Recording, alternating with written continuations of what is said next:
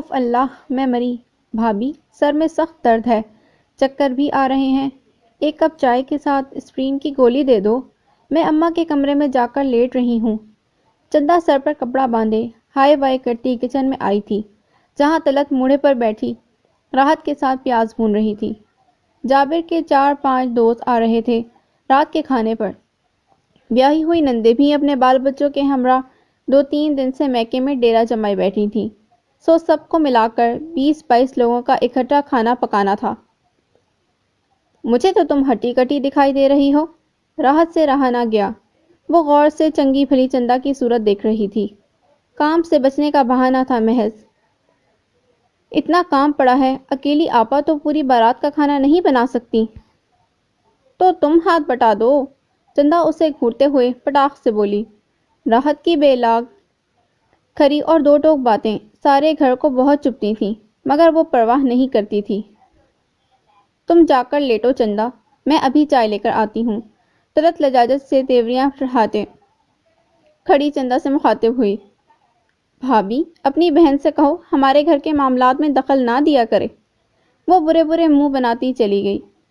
طلعت بری طرح گھبرا گئی۔ کیوں بیکار الجھتی ہو راحت؟ اس کے لہجے میں منت تھی۔ مشکل تو یہ ہے کہ جو سچ مچ مظلوم ہوتے ہیں انہیں مظلوم بننا نہیں آتا، اور جو نہیں ہوتے وہ ایکٹنگ کر کے ساری دنیا کو اپنی حمایت میں گھیر لاتے ہیں۔ راحت نے ٹھنڈی سانس لی۔ اپنے سسرالی عزیزوں سے ہی سیکھ لیا ہوتا یہ فن۔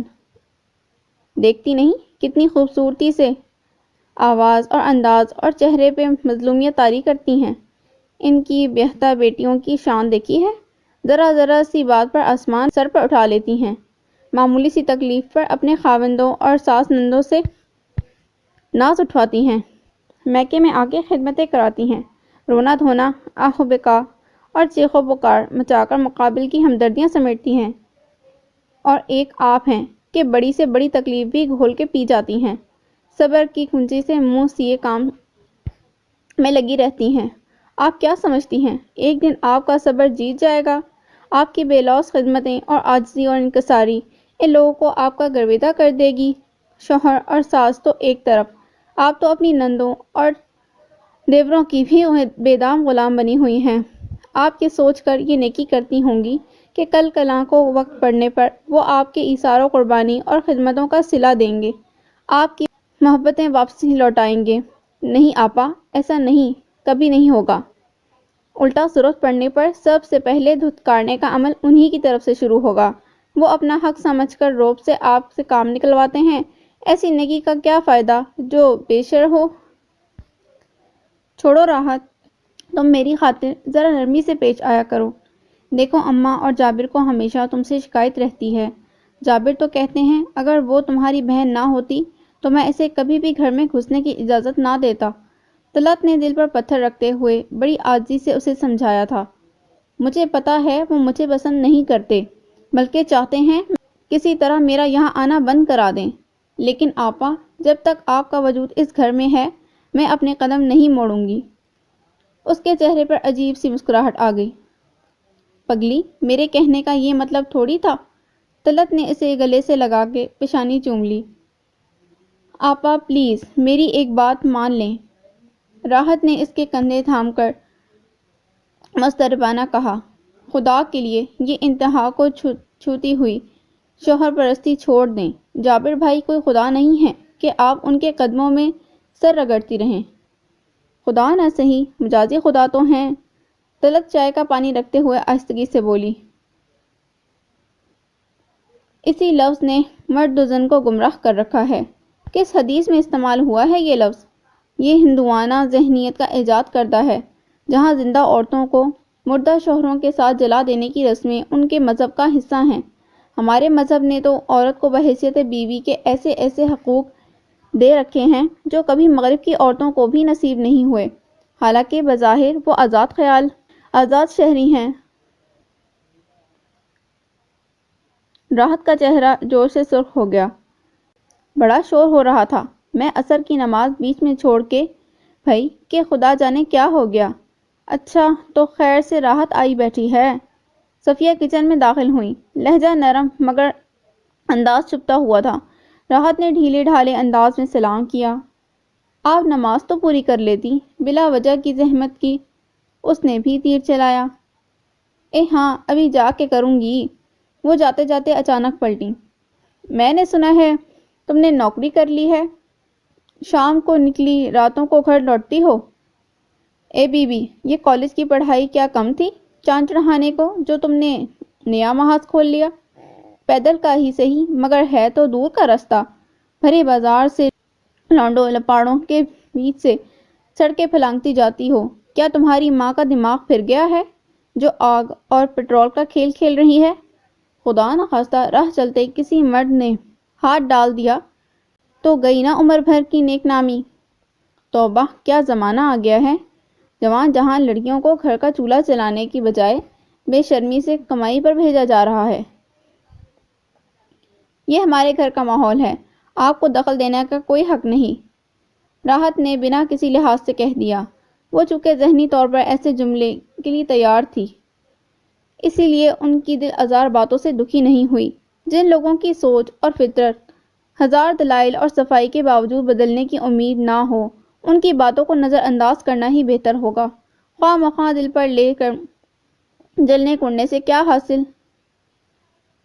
بڑی بھی کھا جانے والی نظروں سے گھورتی ہوئی پیر پٹکتی باہر نکلی تھی۔ طلعت خوفزدہ ہو رہی تھی کہ اب یہ وبال اسی کو بھگتنا ہوگا۔ اماں اپنا غصہ نکالنے کے لیے جابر سے اس کی الٹی سیدھی شکایتیں لگائیں گی اور وہ بے قصور ہوتے ہوئے بھی شوہر کی عدالت میں مجرم قرار پائے گی۔ دراب کا موبائل بڑی دیر سے بج رہا تھا۔ اس نے بیزاری سے بٹن پش کر کے اسے آن کیا۔ ادھر ملک ایاز تھے۔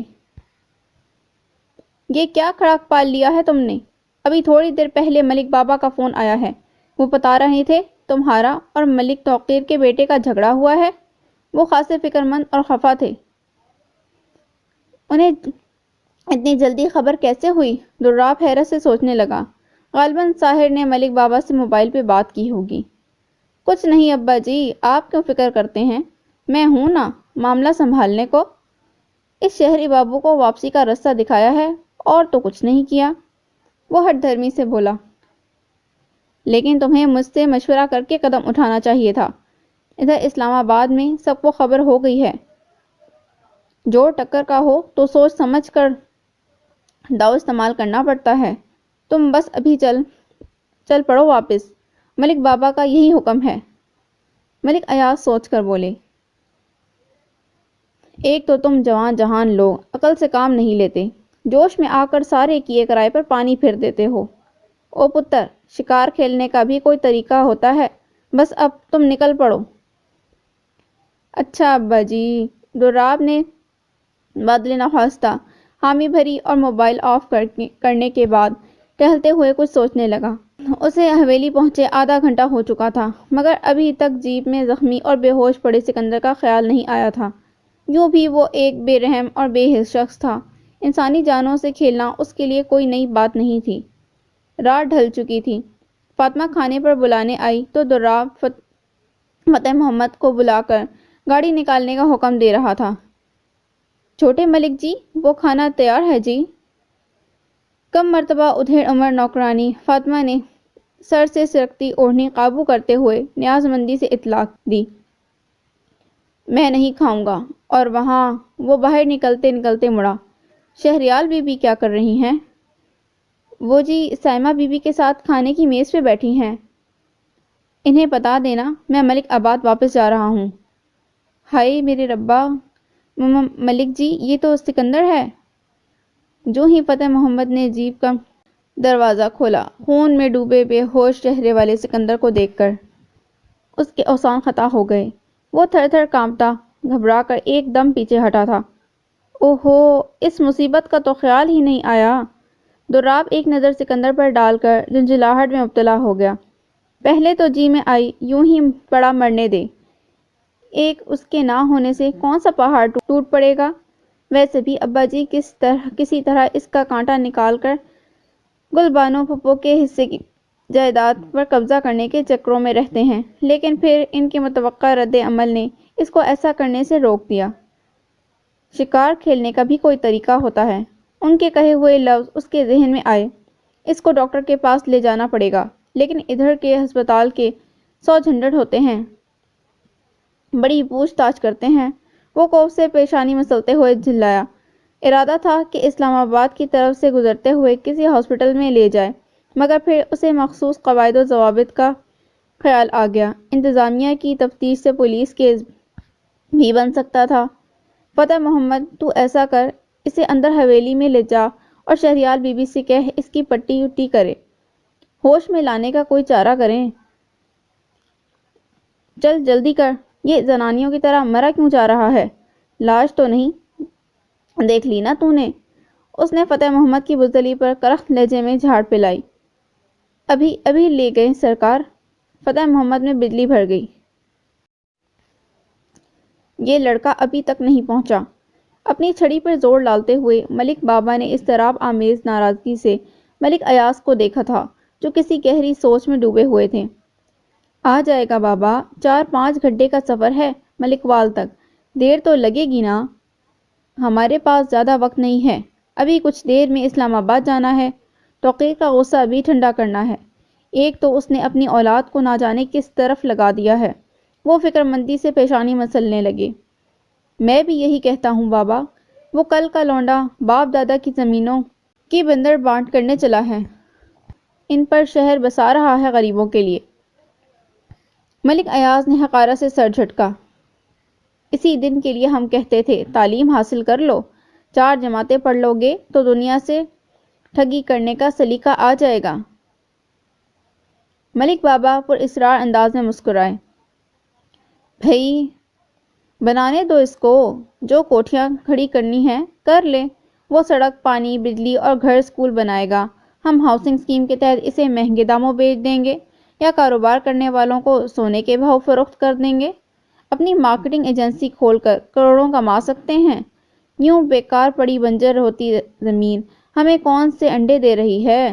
ابھی بیچنے کی کرو تو کوئی کوڑیوں کے مول بھی نہ لے، مگر جب یہاں تعمیر و ترقی کے منصوبے شروع ہو گئے تو لوگ اپنا آپ بیچ کر بھی خریدنا چاہیں گے۔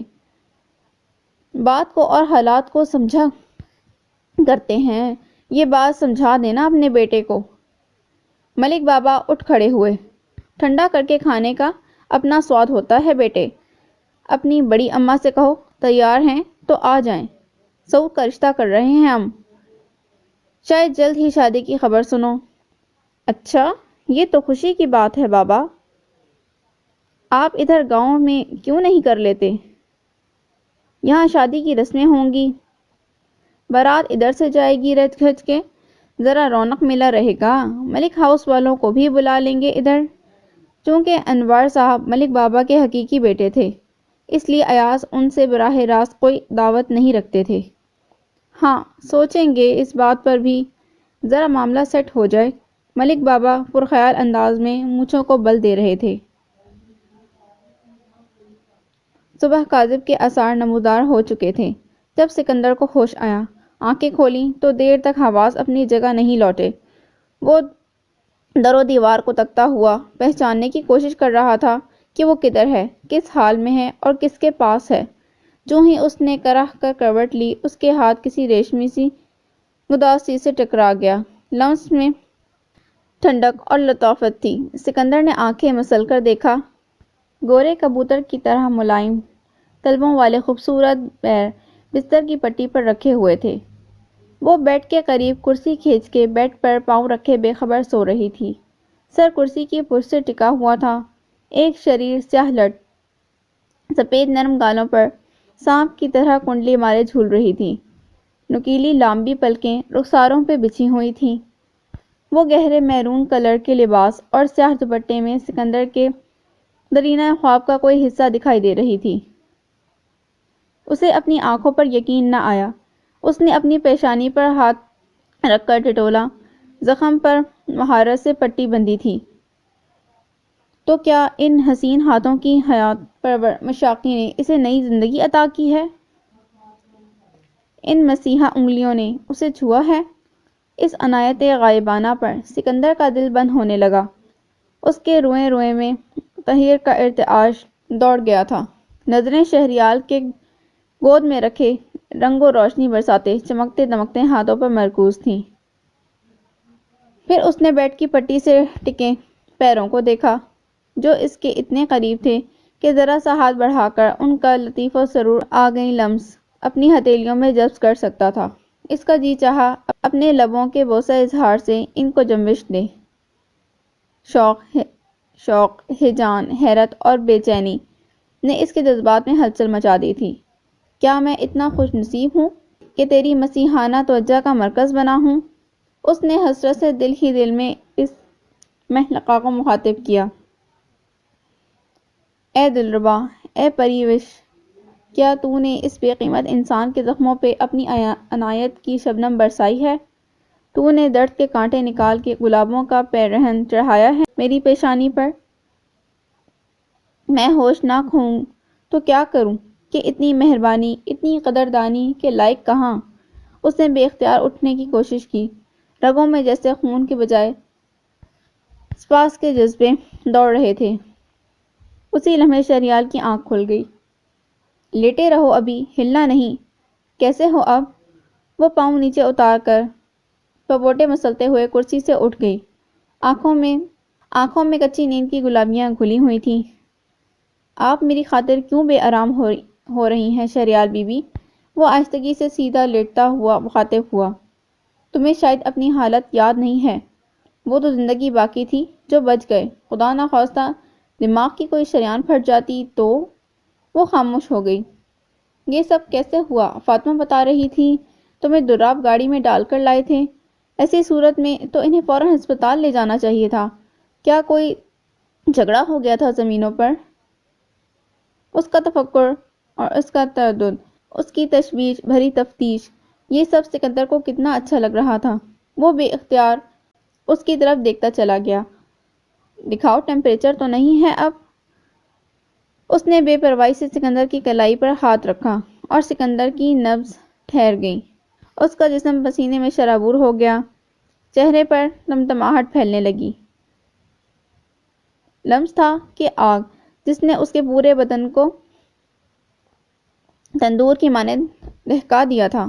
اسے لگا اگر وہ یوں ہی کچھ دیر تک اس کی کلائی تھامے رہی تو وہ جان سے گزر جائے گا۔ کیا محبوب ہستی کا لمس اتنا طاقتور، اتنا اثر انگیز اور پاگل کر دینے والا ہوتا ہے؟ سکندر کی آنکھیں شدت جذب سے خود بخود بند ہو گئیں۔ اس کے اعصاب لرز رہے تھے اور ضبط آندھیوں کی زد میں آئے بے جان پتے کی طرح ڈول رہا تھا۔ زخموں میں درد تو نہیں ہو رہا؟ ویسے میں نے سکون آور انجیکشن لگایا تھا۔ شہریار اپنے لمس، اپنے قرب اور توجہ کی تباہ کاریوں سے بے خبر پیشہ ورانہ انداز میں پوچھ رہی تھی۔ وہ خود میں جواب دینے کی ہمت پیدا نہیں کر سکا۔ اس نے ایک بازو آنکھوں پر رکھ لیا تھا تاکہ اس سے پگھلتے سیاہ پانیوں پر شہریار کی نظر نہ پڑ جائے۔ اسے خود اپنے احساسات کی سمجھ نہیں آ رہی تھی۔ بس اس کا دل چاہ رہا تھا وہ بے دریغ رو پڑے، دل میں جمے آنسوؤں کے دھوئیں کو باہر جانے کا راستہ دے دے۔ جانے کیوں اس کا جی اتنا گداز ہو رہا تھا۔ باپ شعلوں میں جل مرا تھا، وہ تب بھی نہیں رویا۔ ماں بیماری میں چل بسی تھی، تب بھی اس کی آنکھوں سے ایک قطرہ نہ ٹپکا۔ ملک ایاز اور تراب نے ذلت و حقارت کی مار مارتے ہوئے اسے غلام بنا لیا تھا، وہ تب بھی دل نہیں ہارا۔ حالات ناموافق اور ناسازگار تھے، وہ پھر بھی بے حوصلہ نہ ہوا۔ مگر آج کسی اپنائیت بھری خبر گیری نے اسے بے اختیار کر ڈالا تھا۔ اسے خبر بھی نہ ہوئی۔ شہریار ٹمپریچر چیک کر کے اب اس کے ماتھے کی پٹی بدل رہی تھی۔ بہت آہستگی سے اس نے بھیگی پلکیں آستین سے رگڑنے کے بعد بازو ہٹایا۔ سائمہ بھابی بھی تمہاری حالت دیکھ کر بہت پریشان تھیں، رات کو کئی بار اٹھ کر تمہیں دیکھنے آئیں، شہریار بتا رہی تھی۔ اب وہ پٹی باندھنے کے بعد باتھ روم کے کھلے دروازے میں بیسن کے سامنے کھڑی ہاتھ دھو رہی تھی۔ فاطمہ ہلکا پھلکا ناشتہ اور جوس لے آؤ سکندر کے لیے۔ وہ تولیے سے ہاتھ رگڑتی ہوئی کمرے میں آئی۔ فاطمہ شہریار کے لیے بیڈ ٹی لے کر آئی تھی، اس کی ہدایت پر سر ہلا کر چلی گئی۔ سکندر اس کی ساحرانہ خوشبو تا دیر اپنے ارد گرد محسوس کرتا رہا۔ مسور میں اچھا سا بگھار لگانا عفت، لہسن کو اچھی طرح گرم کرنا۔ طلعت کو مسور کی تڑکا لگی دال پسند ہے اور ساتھ میں دھنیا کی چٹنی بنا لینا۔ یہ فرحت کدھر ہے؟ اسے کہو کیاری سے دھنیا توڑ کے صاف کرے، آمنہ نے اونچی آواز میں پکارا۔ وہ طلعت کے ساتھ آنگن میں دھوپ کے رخ پر چارپائی بچھائے بیٹھی تھی۔ رہنے دو اماں، میں اب چلوں گی، وہ تھکی تھکی سی بولی۔ رات کا کھانا کھا کر جانا بیٹی، میں چھوڑ آؤں گی تجھے۔ کون سا دور ہے، 4 قدم پہ تو تیرا سسرال ہے۔ آمنہ لہسن کے چھلکے سمیٹ رہی تھی۔ نہیں اماں، رات کا کھانا کون بنائے گا، میں تو بس جابر کی بات پہنچانے آئی تھی۔ اماں آپ راحت کو سمجھائیے گا۔ وہ کھڑی ہو گئی۔ جابر کو اس کا ٹیوشن سینٹر جانا پسند نہیں ہے۔ کہتے ہیں، لوگ باتیں بناتے ہیں کہ اس کی سالی رات ڈھلے جانے کہاں کی خاک چھان کر گھر لوٹتی ہے۔ وہ کہہ رہے تھے اماں سے کہو راحت کو نوکری سے ہٹا لیں۔ طلعت کا چہرہ زرد ستا ہوا اور آنکھیں متورم تھیں۔ آواز میں اداسی اور مایوسی اور بے بسی کی کیفیت رقم تھی۔ میں تو بتیرا کہتی ہوں بیٹے، پر وہ میری سننے کو بھی نہیں۔ آمنہ نے ٹھنڈی سانس لے کر چھری ایک طرف رکھ دی۔ اس کے ابا حمایتی بن کر آ گئے تھے۔ میں کیا کرتی، خود بھی تو ہلکان ہوئی جاتی ہے۔ صبح سے دوپہر تک کالج کی پڑھائی اور اس کے بعد آتے ہی ٹیوشن کی سرکھپائی۔ جان پر اتنے عذاب مول لے لیے ہیں اس لڑکی نے۔ آمنہ کے لہجے میں ممتا کی نرم گرم شفقت اور فکرمندی تھی۔ میں نے تو بڑا سمجھایا تھا کہ بیٹی روکھی سوکھی مل ہی جاتی ہے، گزارا چل رہا ہے، اسی پر رب کا شکر کرتے ہیں ہم کہ بھوکا تو نہیں سلاتا۔ لیکن اس کا تجھے پتا ہے نا، جو ایک بار ٹھان لے پورا کر کے ہی دم لیتی ہے۔ لیکن اماں جابر کو اچھا نہیں لگتا۔ طلعت ہاتھ مروڑتے ہوئے مضطربانہ گویا ہوئی۔ فرحت دھنیے کے پتے توڑ کر مٹی جھاڑتی ہوئی پاس آ کھڑی ہوئی۔ آپا، جابر بھائی اپنے گھر میں تو چلو جو آرڈر چلائیں سو چلائیں، انہیں ہمارے گھر کے معاملات میں کیا دلچسپی ہے جو احکامات صادر کرتے پھرتے ہیں۔ فرحت میں کسی حد تک راحت کے جراثیم موجود تھے۔ منہ پہ سیدھی اور کھری بات کہنا اس کی فطرت تھی۔ کیسی بات کرتی ہو فرحت؟ طلعت کچھ برا مان گئی۔ دونوں گھرانوں کی آپس میں رشتہ داری ہے، خاندانی تعلق ہے، اور پھر وہ راحت کے بھلے کو ہی تو کہتے ہیں۔ روز چل کر اتنی دور مردوں کے بیچ سے گزر کر جانا خطرے سے خالی نہیں ہے، خدا نخواستہ رستے میں کچھ بھی ہو سکتا ہے۔ آوارہ لڑکے جو الٹے سیدھے آوازیں کستے ہیں، وہ اسے روک کر کوئی بدتمیزی بھی تو کر سکتے ہیں، یہ کوئی بہادر نہیں ہے۔ تو کیا لڑکیاں تالا بند ہو کر بیٹھ جائیں؟ فرحت چلا کر تنزیہ ہو گئی۔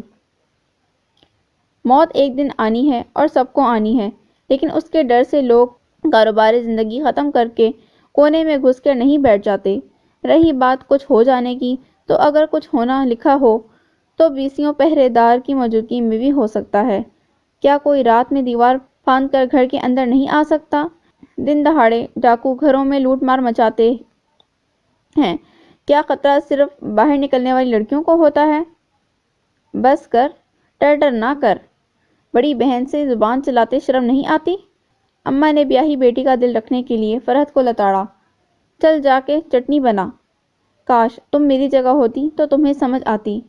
طلعت نے تھکی تھکی زخم خوردہ نظر فرحت پر ڈالی تھی۔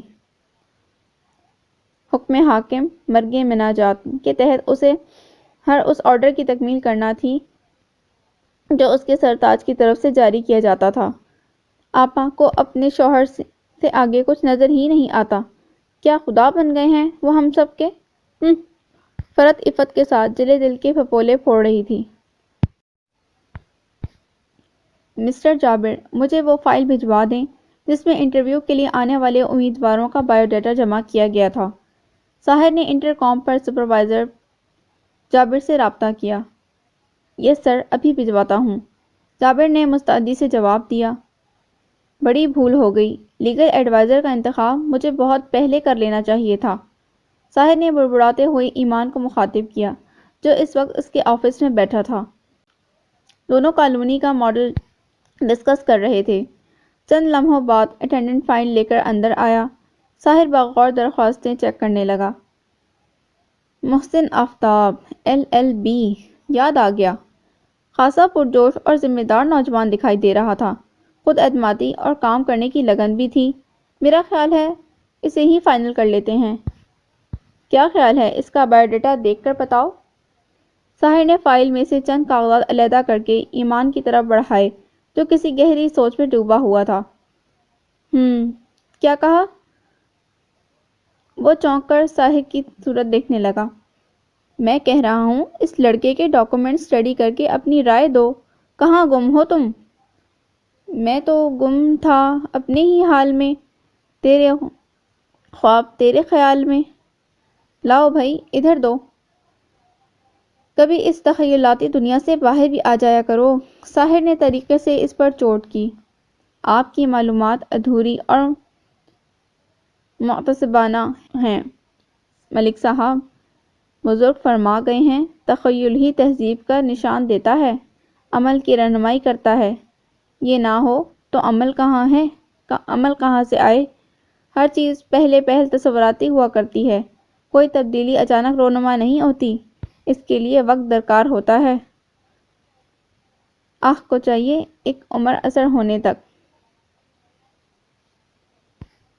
ایمان کاغذوں میں غرق تھا، لیکن زبان کی دھار اسی آب و تاب سے اپنا کام دکھا رہی تھی۔ ایک تجویز ہے تمہارے لیے۔ ساحر محفوظ نظروں سے اسے دیکھتا ہوا بولا۔ تم اپنی آپ بیتی چھپوا دو، افسانوی اور تخیلاتی، نمک مرچ مسالے کے ساتھ۔ اس کا عنوان یہ رکھ لینا، پہلی نظر کی انجان محبت۔ اڑا لو مذاق میاں، جتنا چاہے مذاق اڑا لو۔ درویشوں کا، جب اپنے سر پر پڑے گی تو ہم بھی جناب کا مزاج پوچھیں گے۔ ایمان نے قابل رحم صورت بنا کر آہ بھری۔ ہم کو اس شخص کے افلاس پر رحم آتا ہے جس کو ہر چیز ملی، صرف محبت نہ ملی۔ رہی بات آپ بیتی لکھنے کی تو اس میں چند قباحتیں ہیں۔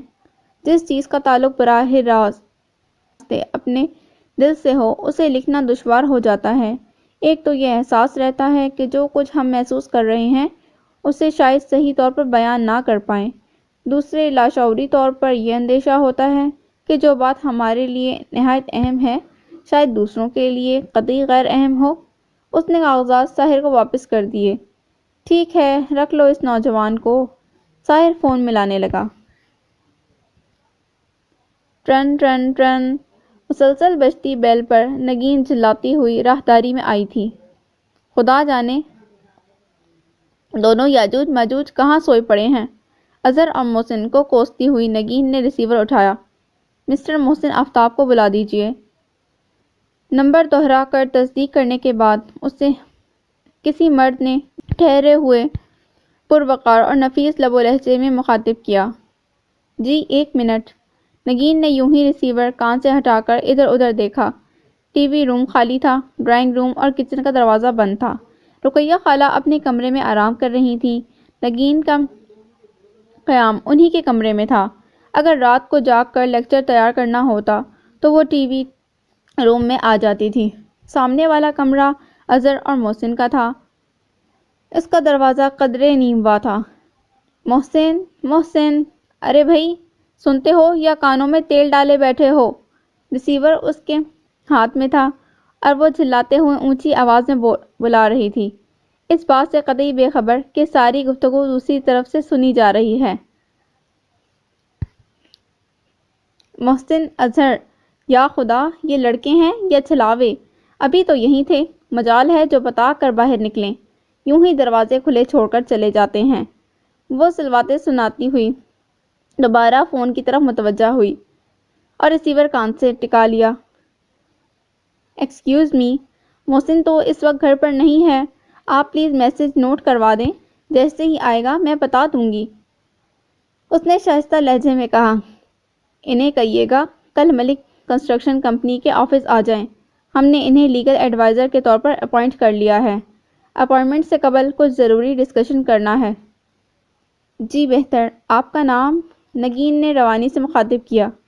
ساحر ملک۔ آپ پلیز اپنے آفس کا ایڈریس بھی لکھوا دیجیے گا، مجھے یقین ہے کہ محسن بھول چکا ہوگا۔ بھلکڑ پن میں دونوں بھائی بدنامی کی حد تک مشہور ہیں۔ 2 ماہ ہو گئے ہیں حضرات کو ابھی تک میرا نام بھی یاد نہیں ہوا۔ آخری جملہ اس نے خاص سے جلے کٹے انداز میں ادا کیا تھا۔ دھیان سے کمنٹ دیجیے۔ خیال رہے آپ کا بے لاگ تبصرہ موصوف کے سلیکشن پر بھی اثر انداز ہو سکتا ہے۔ ساحر کو جیسے اپنی مسکراہٹ روکنا دشوار ہو گیا۔ وہ اس بے نیاز خود اعتماد آواز کی مالک خاتون کو بآواز بلند پکارتے اور جھلاتے سن چکا تھا۔ یہ گھریلو سی فضا اور رشتوں کی قربت اسے اچھی لگی تھی، کسی تصنع تکلف اور بناوٹ سے پاک۔ ملک ہاؤس کی یک بستہ برفیلی کھچی ہوئی پرتکلف اور پرتاش فضا سے قطعی مختلف، جس سے وہ الرجک رہتا تھا۔ لیکن یہ رائے تو اس کی ذات کے گھریلو کردار کے بارے میں ہے۔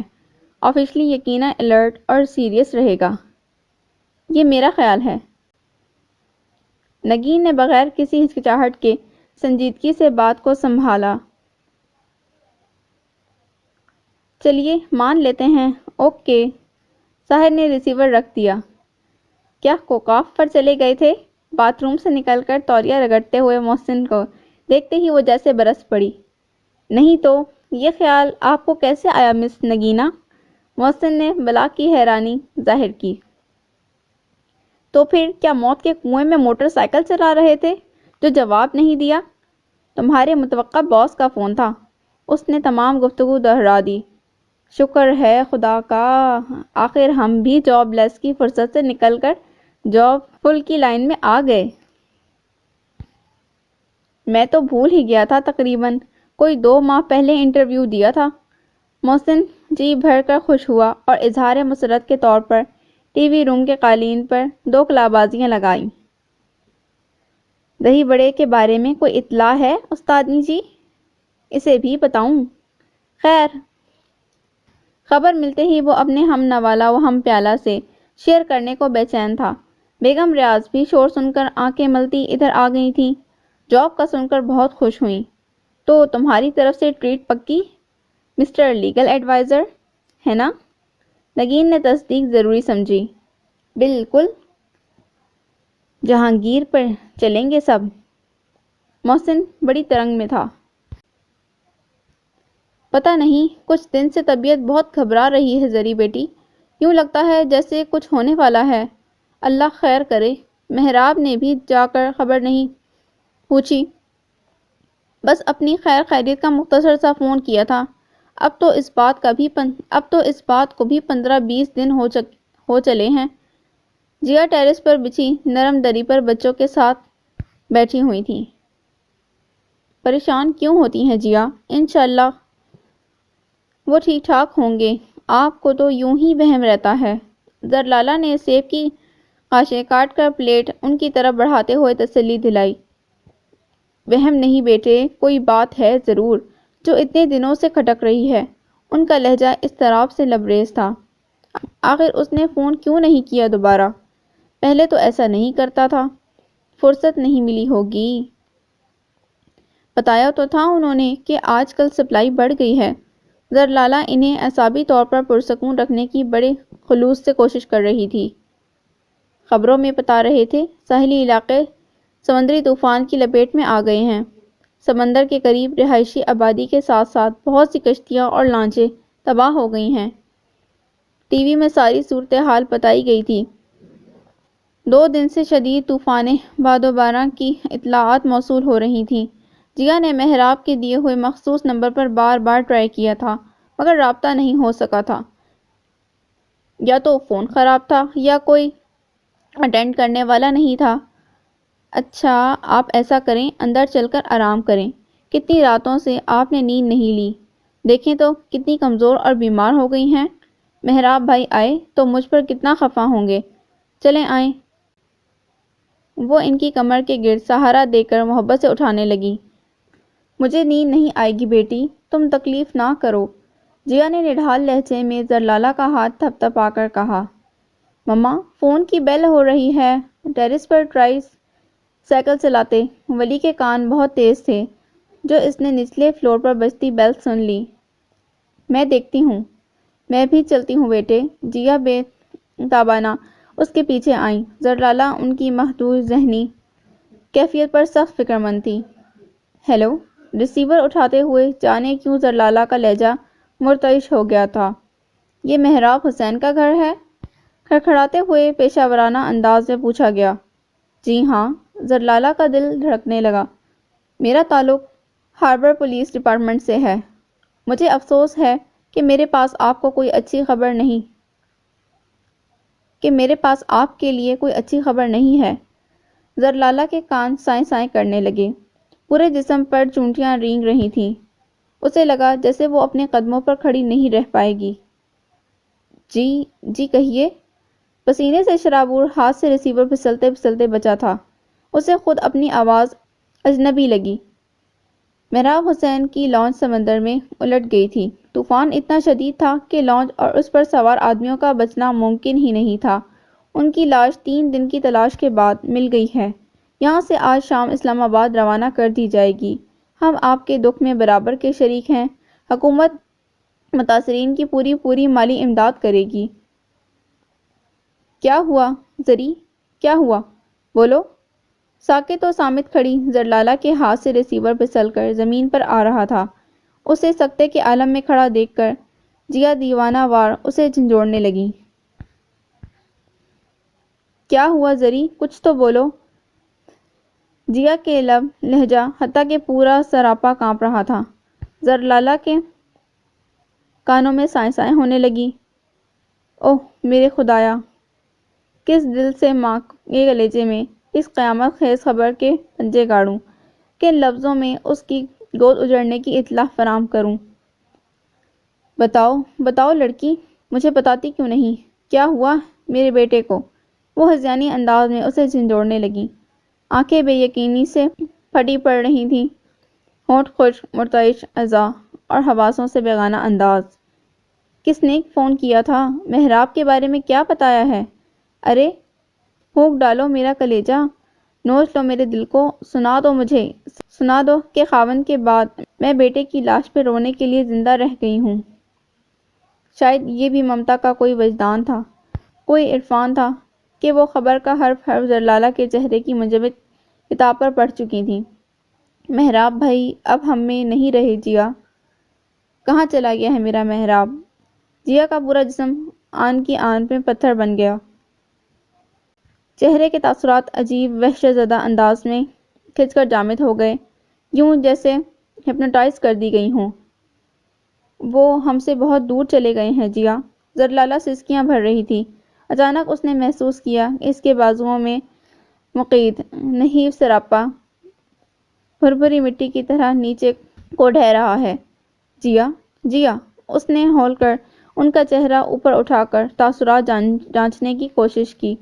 ان کی آنکھیں اوپر کو چڑھ گئی تھیں اور چہرہ زرد ہلدی ہو گیا تھا۔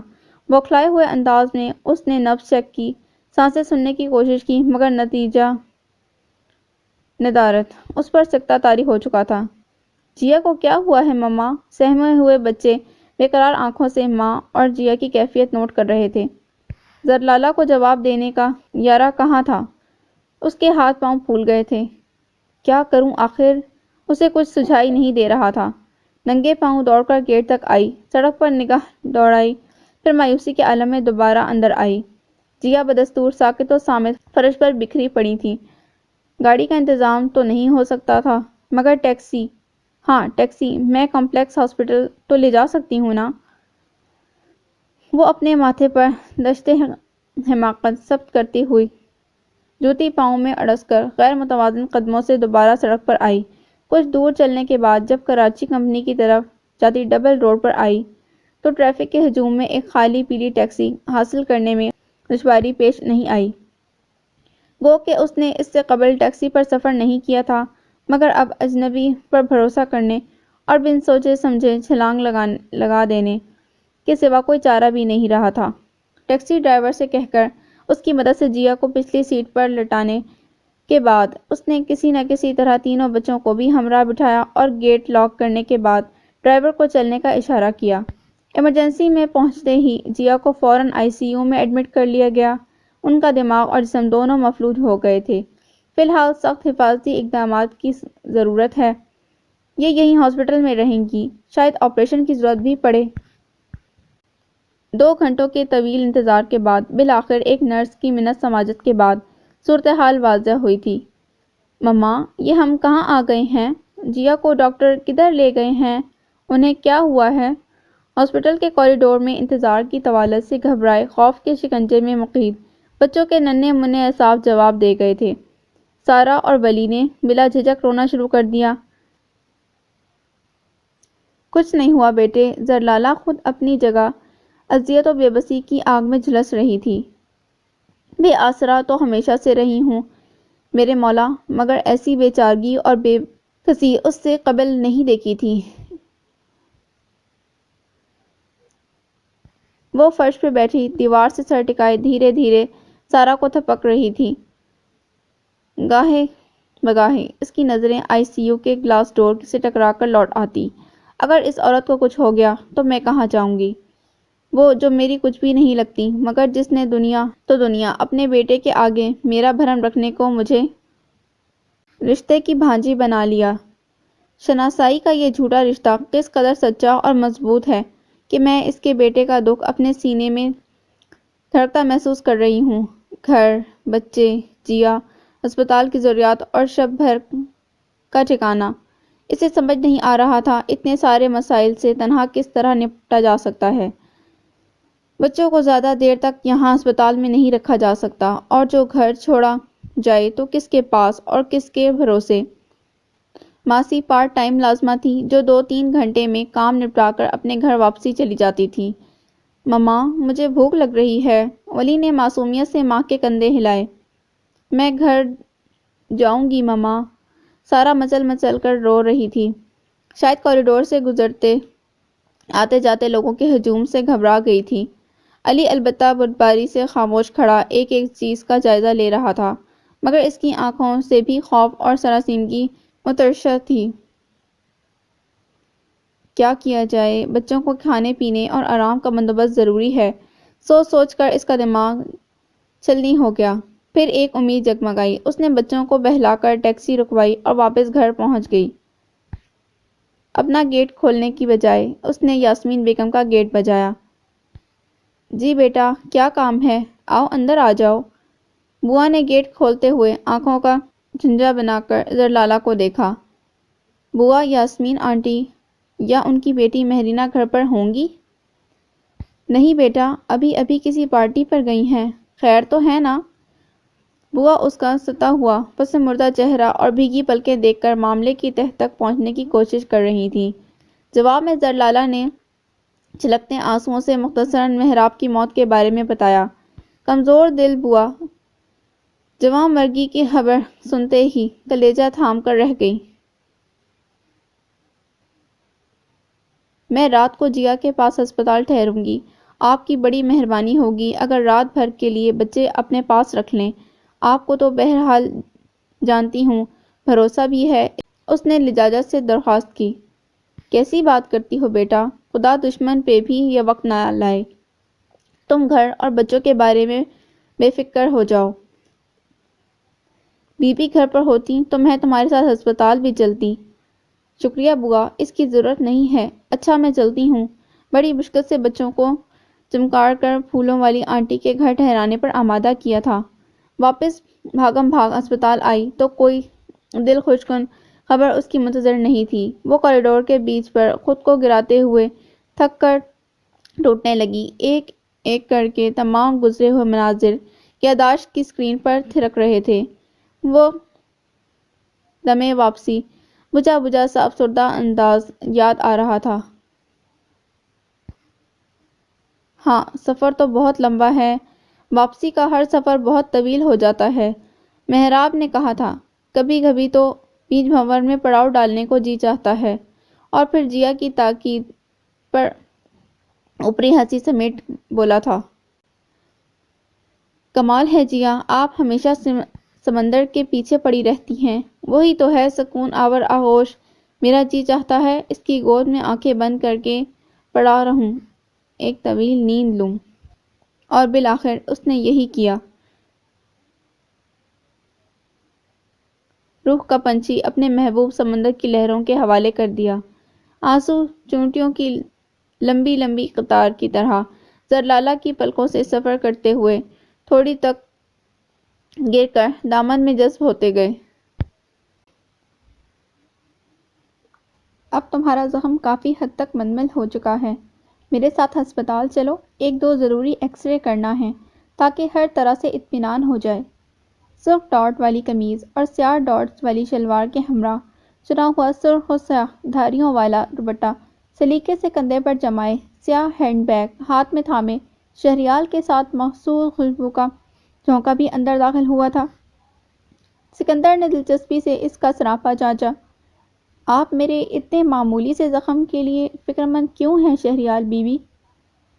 وہ ترسی ہوئی ستائی ہوئی نگاہ سے اس کا روپ چرا کر دھڑکتے دل سے بولا، احتیاط نہ کی جائے تو معمولی زخم بھی رس کر ناسور بن جاتا ہے۔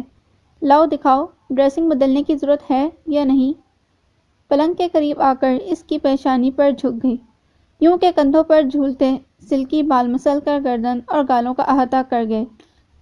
جھکنے سے دوپٹے کا ایک پلو سکندر کے سینے پر آ گرا تھا۔ اس کی سانس اٹک کر رہ گئی۔ آنچل سے اٹھتی عطر بیز مہک اور اس کا نرم و ملائم لمس اوڑھنے والی کے وجود کی لطافت سے آشنائی کروا رہا تھا۔ سکندر کے دل کے پنجرے کا پنچھی یوں زور و شور سے پھڑپھڑایا جیسے قیامت ٹوٹ پڑی ہو، گویا پلو کی بجائے شہریال کا حشر ساماں وجود سینے سے آ لگا ہو۔ شہریال اس کی کیفیات سے بے خبر پیشانی کی ڈریسنگ چیک کر رہی تھی۔ اب تو کافی بہتر ہے، وہ جائزہ لے کر بولی۔ درد تو نہیں ہوتا؟ جواب میں سکندر خاموش رہا۔ اس امتحان میں ڈالنے والی قربت نے اسے جواب دینے کے قابل کہاں چھوڑا تھا۔ جواب کیوں نہیں دے رہے بھئی؟ اور یہ تمہاری آنکھیں کیوں لال ہو رہی ہیں؟ اس کی خوبصورت شگرفی لب حیرت سے سکڑے اور کوئی جان سے گزر گیا۔ جواب میں سکندر کا دل بولا تھا، سن اے میرے جنوں کی حاصل، ان آنکھوں میں تیرے عشق کے ڈورے تیر رہے ہیں، اس دل پر تیرے ستم پرور فتنہ ساماں کی بجلیاں کڑک رہی ہیں، اس وجود کے سمندر میں تیری صورت کے چاند نے تموج برپا کر رکھا ہے۔ سکندر، کیا محسوس کر رہے ہو تم؟ اس کی مسلسل خاموشی اور ہیجان سے اینٹھتے کھلتے بند ہوتے لرزتے ہاتھوں نے شہریال کو پریشان کر دیا۔ مر جانے کو جی چاہتا ہے۔ اب کے بار بھی اس کا دل جواباً بولا تھا۔ لب البتہ خاموشی کے قفل چڑھائے ایک دوسرے پر جمے رہے۔ نظریں دیوانوں کی طرح شہریال کے چہرے کا ایک ایک نقش ازبر کر رہی تھیں۔ کچھ چہروں میں اتنی کشش اور جاذبیت کیوں ہوتی ہے؟ صدیوں دیکھتے رہو مگر دل اور نیت نہیں بھرتی۔ کیا میرا عشق اتنا طاقتور ہے جس نے تمہاری ذات کو سورج بنا کر مرکز نگاہ ٹھہرا دیا ہے، یا پھر تمہارے اندر کچھ ایسی خیرہ کر دینے والی طلسمی شعاعیں ہیں جو دل والوں کو بھسم کر دیتی ہیں؟ شہریال اس کے ایک ٹک نظر جما کر دیکھتے رہنے سے سرپٹا سی گئی تھی، یوں جیسے الجھاوے کے چکر میں آ گئی ہو۔ سکندر، اب کے لہجے میں نمایاں تشویش تھی، جیسے یہ کہنا چاہتی ہو کہیں چوٹ کا اثر دماغ تک تو نہیں آ گیا۔ وہ ہڑبڑا کر حواسوں میں لوٹ آیا۔ جی میں بالکل ٹھیک ہوں شہریال بی بی۔ وہ جلدی سے پلنگ سے نیچے اتر آیا۔ چلیے میں آپ کو ہسپتال چھوڑ آؤں۔ رہنے دو، فتح محمد جیپ ڈرائیو کر لے گا، تمہیں آرام کی ضرورت ہے۔ آرام؟ سکندر کی نظر ایک بار پھر بھٹک کر اس کی طرف اٹھ گئی۔ میرے آرام و سکون کا خزانہ تو تمہارے وجود کی لطافتوں سے عبارت ہے۔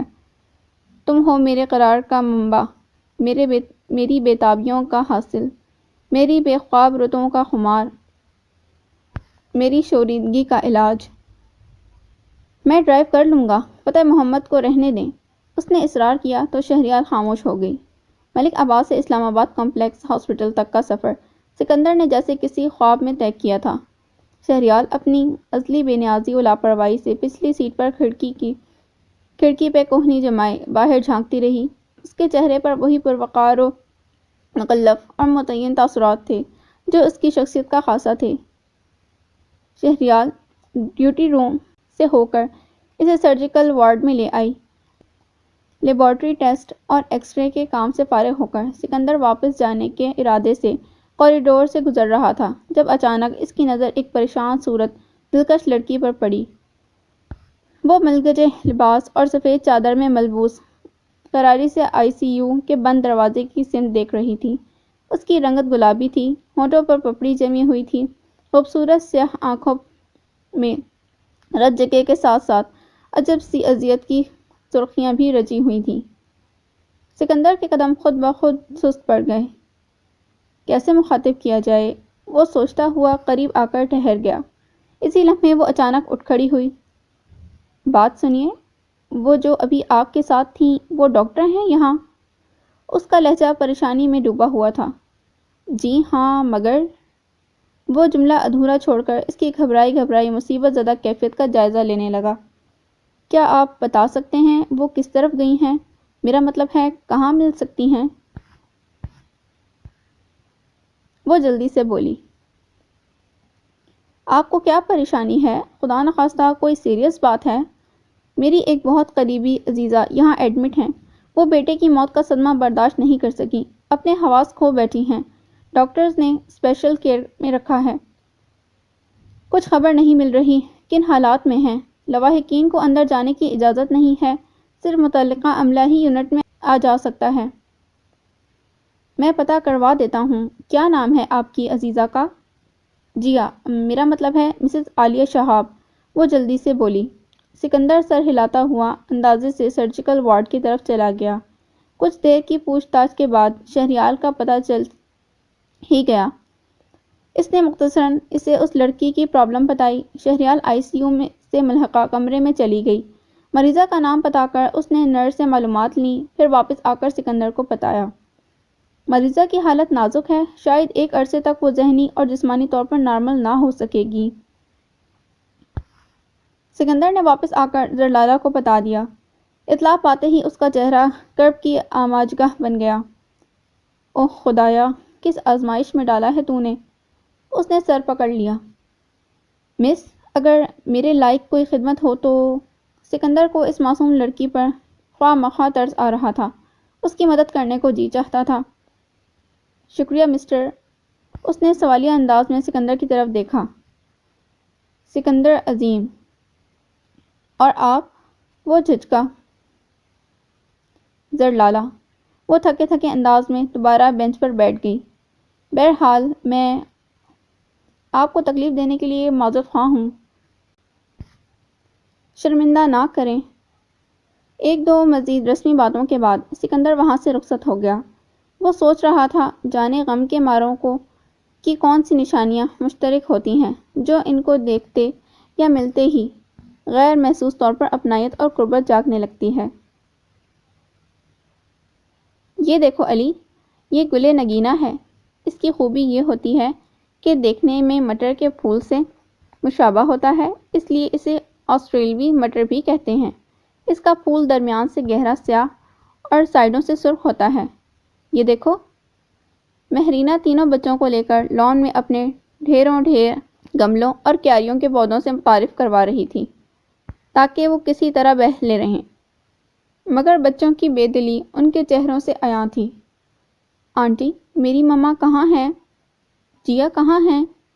آپ مجھے ان کے پاس لے چلیں، میں مما کے پاس جاؤں گا۔ ولی بسوا تو سارا بھی رونے کے لیے پر تولنے لگی۔ مما ضروری کام سے گئی ہیں بھئی، کتنی بار تو بتایا ہے۔ اچھا یہ دیکھو، یہ سناویر کا پودا ہے۔ دیکھ رہے ہو نا، یہ جھاڑی نما پودا۔ مارچ اپریل میں اس پر سفید گلابی اور سرخ نیلے بہت سے پھول آتے ہیں۔ یہ سائے میں زیادہ جلدی بڑھتا ہے۔ اور آنٹی پلیز، آپ ہمیں صرف یہ بتائیں ہماری مما کہاں ہیں؟ علی نے حتی الامکان مؤدبانہ لب و لہجہ اختیار کرتے ہوئے احتجاج کیا۔ مہرینہ گہری سانس بھر کر ان کی طرف دیکھنے لگی۔ کیا چیز ہو بھئی؟ اتنی اہم انفارمیشن دے رہی تھی اور صاحب بہادر دلچسپی ہی نہیں لے رہے۔ وہ جھنجھلائی۔ آرام سے بیٹا، ڈانٹ کیوں رہی ہو؟ بچے ہیں آخر۔ بوا سارا کے لیے دلیا پلیٹ میں ڈالے چمچ گھماتی باہر آ رہی تھیں۔ اتنی دفعہ تو بتا چکی ہوں، مما آ جائیں گی تھوڑی دیر میں۔ سنتے ہی نہیں، صبر بھی کوئی چیز ہوتی ہے۔ تم میں کون سا ہے، ہر بات میں جلدی، غصہ، شور شرابہ۔ بوا سارا کو گود میں لے کر دلیا کھلانے پر آمادہ کرنے لگی۔ آپ تو بس ہر وقت میرے پیچھے پڑی رہتی ہیں۔ مہرینہ نے منہ بنایا۔ مما جیو کو لے کر کہاں گئی ہیں؟ ولی سنجیدگی سے بوا سے سوال کر رہا تھا۔ میرے بچے، وہ جیا کا علاج کرانے گئی ہیں۔ جیا کی طبیعت ٹھیک نہیں تھی نا؟ بوا اسے چمکار کر بولی۔ کیا ہوا تھا انہیں؟ وہ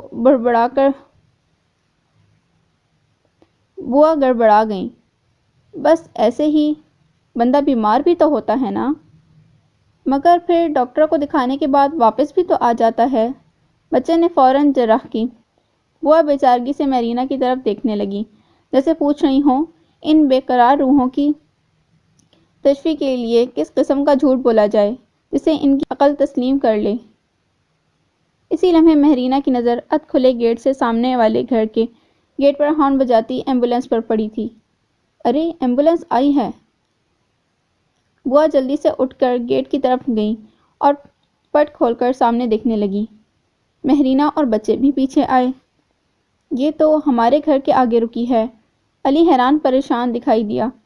ہاں، شاید لاش لے کر آئے ہیں، مہرینہ اپنی جھونک میں بولی۔ لاش؟ علی اور ولی خوفزدہ سے اس کی صورت دیکھنے لگے۔ بوا نے کلیجہ تھام لیا۔ اے خدا کا نام لو بیٹا، کیسے منہ بھر کر بچوں کے سامنے کہہ ڈالا۔ رفیق القلب بوا کی آنکھوں سے اشک رواں ہو گئے۔ آہ، کیسی بدنصیب ماں ہے، جوان بیٹے کو اپنی آنکھوں سے۔ بوا شاید کچھ اور بھی کہتی، مگر علی اور ولی کی چیخوں نے انہیں جملہ ادھورا چھوڑنے پر مجبور کر دیا۔ کس کی لاش؟ کیسی لاش؟ بتائیں نا آنٹی۔ وہ بوا کو جھنجھوڑ رہے تھے، مہرینہ کا ہاتھ ہلا ہلا کر حیران سا انداز میں پوچھ رہے تھے۔ انہیں بچوں کو سنبھالنا محال ہو گیا تھا۔ کیسا رہا نئی جاب کا انٹرویو، نکے پانڈے؟ اظہر ٹی وی روم کے تخت پر دراز ریموٹ کنٹرول سے کھیل رہا تھا۔ شام کا وقت تھا، آج اتوار تھا، اس لیے سبھی گھر میں تھے۔ اچھا رہا، بس سپروائزر ذرا عجیب سا ہے، مسٹر جابر علی۔ عجیب سے آپ کی کیا مراد ہے؟ مثال دے کر واضح کریں۔ جیلس، کچھ نک چڑھا، سرد و سپاٹ اور تنگ نظر سا، ہر وقت چہرے پر کرختگی اور بے حسی چھائی رہتی ہے۔ مثال سے کیا، وہ موصوف تو اپنے نام سے ہی واضح ہو جاتے ہیں، سچ مچ کے جابر اور سنگ دل۔ اوفو، فارورڈ کیوں کر رہے ہو؟ قالین پر اوندھے لیٹے محسن نے اظہر کے ہاتھ سے ریموٹ کنٹرول جھپٹنے کی کوشش کی۔ نہایت بیکار مووی ہے، یہ سین تو ویسے بھی ناقابل برداشت حد تک چیخنے چلانے والا ہے۔ وہ مووی لگا کر بیٹھے تھے۔ کیا ہے؟ محسن جھنجھلا کر اٹھا اور ریموٹ کنٹرول اظہر کے ہاتھ سے لے کر دوبارہ بیکورڈ کرنے لگا۔ کب تک یہ نحوست پھیلائے رہو گے؟ کچن میں مصروف نگین سرسبز شال کے پلو سے ہاتھ پونچھتی اندر داخل ہوئی۔ رقیہ خالہ کی 2-3 سہیلیاں شام کی چائے پر آ رہی ہیں، میرے ساتھ مارکیٹ چلو، کچھ چیزیں لانی ہیں۔ وہ باری باری دونوں کی طرف سوالیہ نظروں سے دیکھنے لگی۔ دہی بڑے کو لے جائیں استانی جی، خواہ مخواہ میرا مزہ بھی کرکرا کر رہا ہے۔ محسن مووی کے سین میں دھت تھا۔ چلیے نمونہ جی، ہم ہی چلتے ہیں۔ اظہر کسل مندی سے اٹھ کھڑا ہوا۔ میرے لیے شاہی قلفہ لیتے آنا، سن رہے ہو دہی بڑے؟ محسن نے لجاجت سے ہانک لگائی۔ بالکل نہیں سن رہا، میرا نشریاتی رابطہ اچانک منقطع ہو گیا ہے۔ اور بیگا بیکر سے گلاب جامن بھی لیتے آنا۔ محسن نے ٹھٹائی سے ہانک لگانا جاری رکھا۔ تا وقت کے وہ گیٹ سے باہر نہیں نکل گئے۔ I-10 مرکز کی مارکیٹ کا گھر سے پیدل کا رستہ تھا۔ وہ لوگ چہل قدمی کرتے ہوئے 5-7 منٹ میں پہنچ جاتے تھے۔ اوفو، دیکھ کر اظہر اندھوں کی طرح کیوں سڑک کراس کر رہے ہو؟ مارکیٹ کے سامنے مین روڈ کراس کرتے ہوئے اظہر اپنی ازلی لاپرواہی کے سبب ٹرک کے آگے آتے آتے بچا تھا۔ نگین نے بے ساختہ اس کا بازو پکڑ کر کھینچا تھا۔ کہاں کھوئے ہوئے تھے؟ وہ بدستور اسے ڈانٹ رہی تھی۔ تم سے رومانس چل رہا تھا تو کہہ دیتا تمہارے جلووں میں۔ اب کیا کہوں سوائے اس کے کہ حسن کبانہ میں بننے والے سیخ کبابوں کی خوشبو بہکا رہی ہے۔ اظہر ہنس کر اس کی طرف دیکھنے لگا۔ حسن کبانہ I-10 مرکز کا واحد ریسٹورنٹ ہے۔ وہ لوگ اکثر یہاں سے تازہ بنی سنیکس منگواتے تھے۔ بکواس نہ فرمائیں۔ اچھا سنو، تم جا کر انہیں سیخ کباب اور حلیم کا آرڈر دے آؤ۔ پیک کروا لینا، میں بیگا بیکرز سے ہو کر آتی ہوں، بلکہ وہیں تمہارا انتظار کروں گی۔ وہ کلفہ فالودہ والی شاپ سے گزر کر خرم فوڈز کے آگے بنے چبوترے سے ہوتی ہوئی سیڑھیاں اتر کر بیگا بیکرز میں گھس گئی۔ شاپ کے اندر داخل ہوتے ہی اس کی باہر نکلتے ایک صاحب سے زوردار ٹکر ہوئی۔ آؤچ! اس کا سر بڑی زور سے موصوف کے فولاد بنے چوڑے شانے سے ٹکرایا تھا۔ دن میں سچ مچ تارے نظر آ گئے۔ معاف کیجیے گا۔ ٹکرانے والے صاحب نے اس کا بازو تھام کر قدموں پر ٹھہرائے ہوئے عجلت بھری ندامت کا اظہار کیا۔ کوئی بات نہیں، غلطی میری بھی تھی۔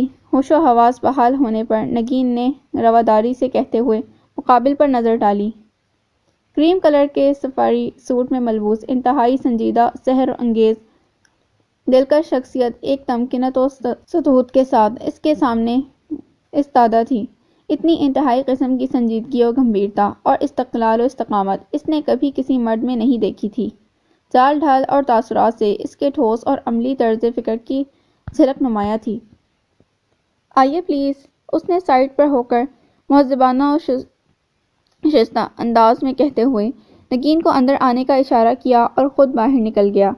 نگین کانوں کے پاس جھولتی لٹ کو انگلیوں سے جکڑ کر ربن کے اندر ڈالنے کی کوشش کرتے ہوئے آگے بڑھنے کو تھی جب فرش پر گرے گلابی رنگ کے نفیس کمپیوٹرائز شناختی کارڈ پر نظر پڑی۔ اس نے جھک کر اٹھایا اور الٹ پلٹ کر دیکھا۔ ساحر ملک! وہ نام پڑھتی ہوئی بڑبڑائی۔ ارے یہ تو انہی صاحب کا نام ہے جو ابھی ابھی گئے تھے۔ وہ تصویر دیکھتے ہی چونک اٹھی، پھر جلدی سے مڑ کر دیکھا۔ اس نے ٹکرانے والے صاحب گرے ٹویوٹا کریسٹا کار کا لاک کھول رہے تھے۔ بات سنیے ساحر ملک صاحب، یہ آپ کا ID کارڈ۔ وہ تیز تیز قدموں سے اس کے قریب آئی تھی۔ ساحر چونک کر مڑا، پھر کارڈ اس کے ہاتھ سے لے کر دیکھا۔ اوہ! شاید ٹکر کے دوران جیب سے پھسل کر نیچے گر پڑا تھا۔ شکریہ خاتون، آپ نے مجھے ایک طویل زحمت اور کوف سے بچا لیا۔ وہ سنجیدگی سے شکر گزار ہوا اور سرسری نگاہ سبز اور گلابی پرنٹ کے سوٹ پر سبز شال اوڑھے براؤن آنکھوں والی خوش روح لڑکی پر ڈالی۔ اگر آپ برا نہ مانیں تو ایک سوال کر سکتی ہوں؟ نگین اس کی طرف دیکھتے ہوئے جیسے کچھ سوچ رہی تھی۔ جی فرمائیے۔ لڑکی کے مہذب انداز و اطوار کی وجہ سے وہ اس کی بات سننے کے لیے رک گیا تھا، وگرنہ یہ اس کی عادت میں شامل نہیں تھا۔ کیا آپ ملک کنسٹرکشن کمپنی کے نام سے واقف ہیں؟ وہ کسی نتیجے پر پہنچنا چاہ رہی تھی۔ جی ہاں، میں اس کمپنی کا مالک ہوں۔ اس کا تحیر جوابی رد عمل تھا، گویا اوہ! نگین پرجوش ہو گئی۔ میرے ایک کزن وہاں جاب کرتے ہیں، ابھی کچھ ہی دن ہوئے ہیں۔ یاد کیجیے آپ نے کسی محسن آفتاب کے ہاں فون کیا تھا اپارٹمنٹ کال کے لیے۔ آپ کی مجھ سے بات ہوئی تھی۔ اب ساحر کو اچھی طرح یاد آ گیا وہ گھریلو سی خوشگوار اپنائیت بھری فضا جس کا اندازہ اس نے فون پر ہونے والی بات چیت سے لگایا تھا، اب کہ اس نے خصوصی دلچسپی سے نگین کا سراپا دیکھا۔ اچھا تو آپ ہیں ان کی کزن جن کو شکوہ ہے کہ محسن کو ابھی تک آپ کا صحیح نام یاد نہیں ہوا؟ ساحر نے اس کی گفتگو کا حوالہ دیا۔ کیا آپ کا نام بہت مشکل ہے؟ وہ متبسم ہوا۔ بالکل بھی نہیں، نگین تو نہایت سادہ اور مختصر سا نام ہے۔ دعائیں دیجیے محسن کی یادداشت کو بس۔ نگین کا لب و لہجہ ہلکا پھلکا اور رواں تھا۔ بہرحال محسن کے باس سے مل کر دلی خوشی ہوئی۔ کبھی آئیے گا غریب خانے پر، نگین اخلاقاً بولی اور واپسی کے ارادے سے قدم بڑھانے چاہے۔ ساحر نے پرتکلف انداز اختیار کر لیا جس سے انکار یا اقرار کا اندازہ لگانا مشکل تھا۔ یہ کارڈ رکھ لیجئے، کسی مدد کی ضرورت ہو تو بتائیے گا، مجھے آپ کے کام آنا اچھا لگے گا۔ یہ کہہ کر ساحر گاڑی میں بیٹھ گیا۔ نگین اچٹتی نظروں سے کارڈ کا جائزہ لیتی ہوئی کندھے اچکا کر دوبارہ بیگا بیکرز میں داخل ہو گئی۔